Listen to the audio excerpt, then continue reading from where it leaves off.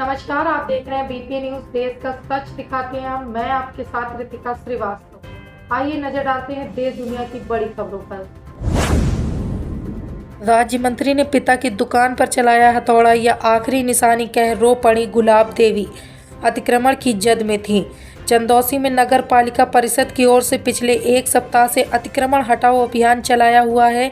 इस बीच माध्यमिक शिक्षा पर राज्य मंत्री स्वतंत्र प्रभार गुलाब देवी ने सुभाष रोड स्थित अपने पिता स्वर्गीय बाबूराम की दुकान पर खुद हथौड़ा चलाकर नागरिकों को अभियान में सहयोग करने का संदेश दिया। सुभाष रोड पर उनके आवास के निकट स्थित दुकान में राज्य मंत्री के पिता कपड़ों पर प्रेस करने का काम करते थे। करीब 40 साल तक उन्होंने इस दुकान पर काम किया था। अतिक्रमण की जद में उनकी दुकान भी आ गई। रविवार को राज्य मंत्री ने दुकान पर खुद हथौड़ा चलाकर दुकान को ध्वस्त करने की शुरुआत की। गिरफ्तार, काला नकाब पहनकर करता था महिलाओं पर हमला। प्रेमिका के इस कदम से बना पेशेवर।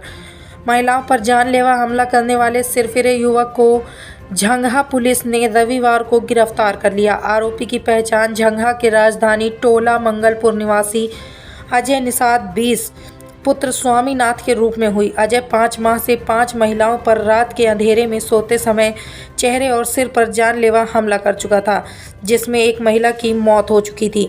इसके बाद से ही क्षेत्र में दहशत का माहौल था।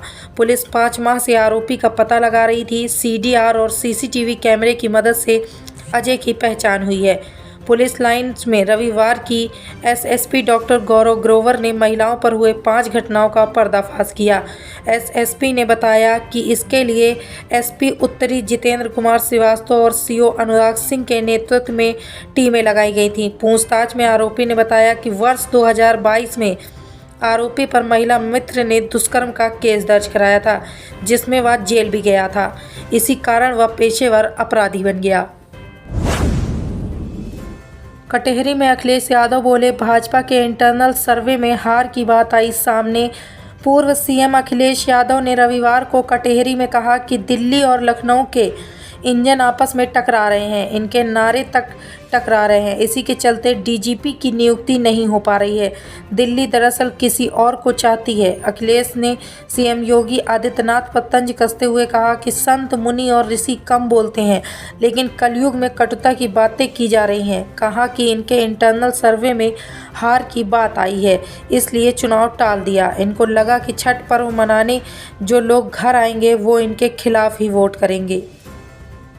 अंग्रेज तो चले गए, लेकिन अभी उनके विचारवंशी और वचनवंशी हमारे आपके बीच में हैं। लेकिन ये बात समझ लें कि हमारा समाज बंटने वाला नहीं है।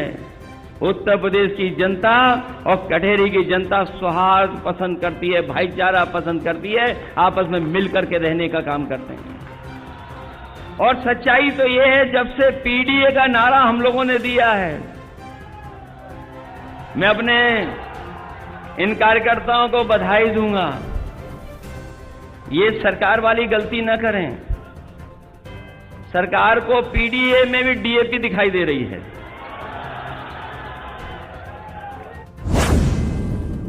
सीएम योगी बोले, कांग्रेस के अंदर अंग्रेजों का डीएनए। उसने सिर्फ सत्ता के लिए देश को 2 टुकड़ों में बांट दिया। महाराष्ट्र के चुनाव प्रचार के दौरान सीएम योगी कांग्रेस पर हमलावर रहे। उन्होंने कहा कि 1947 में यदि कांग्रेस नेतृत्व चाहता तो देश का विभाजन नहीं होता। उत्तर प्रदेश के मुख्यमंत्री योगी आदित्यनाथ महाराष्ट्र में चौथे दिन चुनावी प्रचार में उतरे। उन्होंने कांग्रेस के नेताओं, नीतियों व सहयोगियों पर खूब हमला किया। सीएम ने कहा कि कांग्रेस के अंदर अंग्रेजों का डीएनए है। इनका इतिहास भारत के साथ धोखा देने का रहा है। कांग्रेस की कायरता, सत्ता लोलुपता थी कि भारत को 2 टुकड़ों में बांट दिया। लाखों हिंदू काटे गए। 1947 में कांग्रेस नेतृत्व करना चाहता तो भारत का विभाजन नहीं होता और ना ही पाकिस्तान बनता। पाकिस्तान के लिए दंगा करने वाले मुसलमानों से वैसे ही निपटा जा सकता था जैसे आज निपटते हैं। अतुल माहेश्वरी छात्रवृत्ति परीक्षा, छात्र छात्राओं में दिखा उत्साह। 603 परीक्षार्थी हुए शामिल। अतुल माहेश्वरी छात्रवृत्ति परीक्षा को लेकर जिले में छात्र छात्राओं में जबरदस्त उत्साह दिखा। परीक्षार्थी परीक्षा शुरू होने के 1 घंटे पहले ही परीक्षा केंद्र के बाहर जमा हो गए। कोई अपने पिता के साथ आया तो कोई भाई और अन्य रिश्तों के साथ परीक्षा केंद्र पर पहुंचा। परीक्षार्थियों के साथ उनके अभिभावकों के चेहरे भी खिले नजर आए। रविवार को शहर के न्यू स्टैंडर्ड पब्लिक स्कूल त्रिपुला में परीक्षा नियत समय पर शुरू हुई। सुबह 10 बजे से परीक्षा केंद्र के गेट पर परीक्षार्थियों और उनके अभिभावकों की भीड़ उमड़ी। परीक्षा केंद्र में प्रवेश करने के दौरान बच्चों के उत्साह से लबरेज दिखे। गेट पर ही चेकिंग के साथ उनके प्रवेश पत्र देखे गए। परीक्षा में कक्षा 9 से पंजीकृत 241 के सापेक्ष 127, कक्षा 10 के पंजीकृत 254 के सापेक्ष 137, कक्षा 11 में 403 के सापेक्ष 198, कक्षा 12 में 260 के सापेक्ष 141 परीक्षार्थी शामिल हुए। परीक्षा में कुल 603 परीक्षार्थी शामिल हुए हैं। दहेज उत्पीड़न का केस दर्ज कराने पर महिला को देवर ने मारी गोली, हालत गंभीर। थाना अजनर के मंझगवाई खुर्द गांव में 4 साल से मायके में रह रही महिला को देवर ने गोली मार दी। पेट में गोली लगने से महिला की हालत गंभीर रूप से घायल है। महिला को जिला अस्पताल रेफर किया गया है। पुलिस ने देवर समेत 3 लोगों के खिलाफ जानलेवा हमले का केस दर्ज कर जांच शुरू कर दी है। मझगवां खुर्द निवासी बबीता 28 की शादी 8 साल पहले कोतवाली कुल पहाड़ के रावतपुरा गांव निवासी महेंद्र यादव के साथ हुई थी। आरोप है कि शादी के 4 साल बाद ससुराली जन उसे दहेज की मांग को लेकर प्रताड़ित कर रहे थे। इससे वह अपने मायके आ गई। महिला ने पति और देवर मुकेश समेत अन्य ससुराली जनों पर दहेज उत्पीड़न का मुकदमा दर्ज कराया था।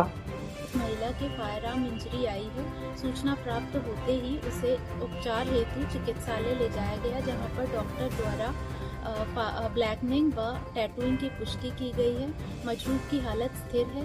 उसके परिवारजन द्वारा ससुराल व देवर इत्यादि पर तथाकथित आरोप लगाए गए हैं और तहरीर प्राप्त कर अभियोग पंजीकृत किया जा रहा है व नामित अभियुक्तों को गिरफ्तार कर उनसे पूछताछ कर अग्रिम विधिक कार्रवाई की जा रही है।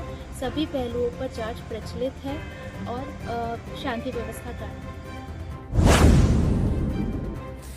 ब्रजभूषण शरण सिंह कांग्रेस के लिए कर दी भविष्यवाणी, बजरंग पुनिया पर लगाया गंभीर आरोप।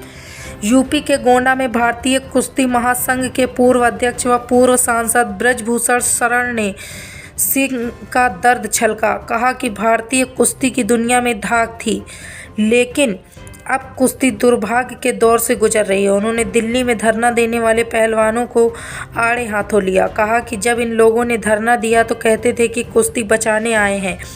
अब हाईकोर्ट में याचिका दाखिल कर कुश्ती रोकने की मांग कर रहे हैं। उन्होंने पहलवान बजरंग पुनिया द्वारा भारतीय कुश्ती संघ को लेकर दिल्ली हाईकोर्ट में दाखिल की गई याचिका पर अपनी बात कही। अनुराग के घर पहुंचे धनंजय सिंह और बोले कि हत्यारों को 6 माह में हो सजा। बहनें IAS बने, मैं उठाऊंगा उनकी पढ़ाई का खर्चा। जौनपुर जिले के गौराबाद शाहपुर थाना क्षेत्र के कबीरुद्दीनपुर गांव के बीते 30 अक्टूबर को जमीनी विवाद को लेकर हुई तलवार में से गर्दन काटकर ताइक्वांडो खिलाड़ी अनुराग यादव की हत्या के 14 दिन बाद शनिवार को पूर्व सांसद धनंजय सिंह उसके घर पहुंचे। पूर्व सांसद ने अनुराग के पिता रामजीत यादव एवं दोनों बहनें स्वाति और आराधना को ढांढस बंधाया कि पूर्व सांसद धनंजय सिंह ने कहा कि वे मृतक अनुराग के परिजनों को मुख्यमंत्री योगी आदित्यनाथ से मुलाकात करवाने का पूरा प्रयास करेंगे। उन्होंने परिजनों को 1 लाख रुपए का चेक देकर आर्थिक सहायता भी दी। औरैया में धान की फसल में लगी आग, 22 बीघा फसल जली। ग्रामीणों ने पाया आग पर काबू। बुंदेलखंड एक्सप्रेस वे की सर्विस रोड नगला दरियाए गांव के पास रविवार दोपहर धान के खेतों में अज्ञात कारणों से आग की लपटें उठने लगीं। ग्रामीणों की नज़र पड़ी तो आग को बुझाने की मशक्कत शुरू हुई। काफ़ी देर तक प्रयास किया जाता रहा। इस दौरान तकरीबन 22 बीघा फसल जलकर खाक हो गई। सूचना पर पहुंची पुलिस ने मामले को सूचना क्षेत्रीय लेखपाल को दी। थाना क्षेत्र के नगला दरियाए गांव के पास सुखराम सिंह की 15 बीघा, रणधीर सिंह की 7 बीघा खेत में धान की फसल खड़ी हुई थी। रविवार दोपहर अज्ञात कारणों से खेत में आग लग गई। आग लगने की सूचना पर पहुंचे खेत मालिक समेत अन्य किसानों ने आग बुझाने के प्रयास में लगे रहे। जब तक आग बुझाई जाती तब तक आग ने खेत में खड़ी फसल जलाकर राख कर दी थी। सूचना पर पहुंची पुलिस क्षेत्रीय लेखपाल अगम कुमार ने बताया कि मौके पर पहुंचकर आग की घटना की जांच की जाएगी। क्षतिग्रस्त हुई फसल का आकलन भी किया जाएगा। प्रेमी के साथ मिलकर की थी पति की हत्या, आरोपी महिला गिरफ्तार। प्राइमरी स्कूल में मिला अधजला शव। रामपुरा लोहरई गांव के प्राथमिक स्कूल परिसर में किसान की हत्या करके शव को जलाने के मामले में पुलिस ने हत्या का खुलासा कर दिया है। प्रेमी के साथ मिलकर महिला ने पति की हत्या की थी। वह अपने प्रेमी के साथ रहना चाहती थी, जबकि पति प्रेमी के साथ रहने नहीं दे रहा था। आरोपी महिला को गिरफ्तार कर लिया गया है, वहीं प्रेमी की पुलिस तलाश कर रही है। शनिवार दिन में बसरेहर क्षेत्र के रामपुरा लोहरई के प्राथमिक स्कूल में चरण सिंह बावन का अधजला शव स्कूल में छात्रों को पड़ा दिखाई दिया था। पुलिस पहुंची ने शव को पोस्टमार्टम के लिए भिजवा दिया था। चरण की बड़ी पुत्री खुशबू ने पिता के शव की शिनाख्त की थी। देखिए, कल बसरेहर थाना अंतर्गत जंबीटावा में एक लोहरई प्राथमिक विद्यालय में जो है एक उसके जो किनारे जहां पर वो दीवार टूटी हुई थी वहां किनारे एक शव मिला था। उस शव की शिनाख्त बाद में जो है चरण सिंह के रूप में हुई थी, जो वहीं के ग्राम के निवासी थे लोहरई के। और जब इसमें CO Saifai, SO Basrehar, SP RA और सीओ अंडर ट्रेनिंग सभी की टीम बनाई गई थी। इसमें काफ़ी पूछताछ की गई, पूरी रात पूछताछ की गई। इसमें एक जो उनकी चरण सिंह की पत्नी है उनको गिरफ्तार किया गया है, तथा उनके जो कथित प्रेमी हैं जबर सिंह, जो कि वांछित है, इस समय भी उनको गिरफ्तार नहीं किया गया है। गीता जी ने अपना पूरा जो जुर्म है स्वीकार कर लिया है। उन्होंने बताया है कि मेरा प्रेम संबंध जबर सिंह से चल रहा था और कोर्ट में केस भी चल रहा था। तो कोर्ट में जब भी केस चलता था तो ये दोनों ये अपने घर आ जाती थी। उसके बाद बाकी दिनों में जो ये सोनीपत में जो कि ये अपना काम करता था, क्या कहते हैं, किसी जबर सिंह, उस जगह पर ये साथ में चली जाती थी, सोनीपत हरियाणा में। अब नहीं रुकेगा कोई भी मनोरंजन। आ गया है रंग टीवी का एंड्रॉयड एप्लीकेशन। रंग टीवी के एंड्रॉयड एप्लीकेशन पर आपको सभी प्रकार की फिल्में फ्री देखने के लिए मिलेंगी और साथ ही लाइव टीवी शोज देखने के लिए मिलेंगे। अभी डाउनलोड करें, प्ले स्टोर पर जाएं और रंग टीवी प्ले स्टोर पर डालें और डाउनलोड करें रंग टीवी ऐप।